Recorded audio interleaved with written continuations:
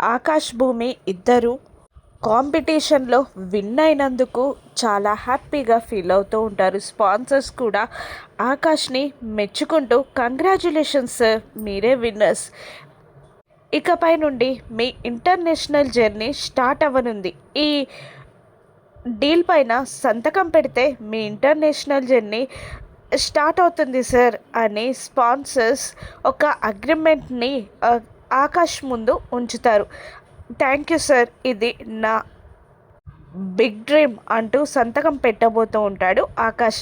Sir ఒక్క నిమిషం ఆగండి, మీతో పాటు భూమి గారు కూడా సంతకం పెట్టాలి అని స్పాన్సర్స్ చెప్పగానే షాక్ అవుతాడు ఆకాష్. వాట్ అని అంటుండగా, అవును, మీ ఇద్దరి పేర్లపైన ఈ ప్రాజెక్ట్ని మేము డిజైన్ చేశాం, మీ ఇద్దరు కలిసి సంతకాలు పెట్టాలి అని స్పాన్సర్స్ చెప్పగానే ఆకాష్ షాక్ అవుతాడు. పక్కనే ఉన్న పియ్య కూడా ఏమీ చెయ్యలేకపోతుంది. బయట నిలబడ్డ భూమి ముందుకి ఒక కార్ వచ్చి ఆగుతుంది. ఆ కార్లో నుండి దిగిన వ్యక్తిని చూసి భూమి షాక్ అవుతుంది. అతను ఎవరో కాదు, శరత్ చంద్ర. ఒక్కసారిగా భూమిని చూసి కార్లోకి లాగేసి కార్లో కూర్చోబెట్టి డోర్ వేసేసి తను కూడా కూర్చొని కార్ని పొమ్మని సైగ చేస్తాడు. ఇక కార్ స్టార్ట్ అయి అక్కడ నుండి వెళ్ళిపోతుంది. భూమి సంతకం కోసం భూమిని వెతుక్కుంటూ బయటికి వస్తాడు ఆకాష్.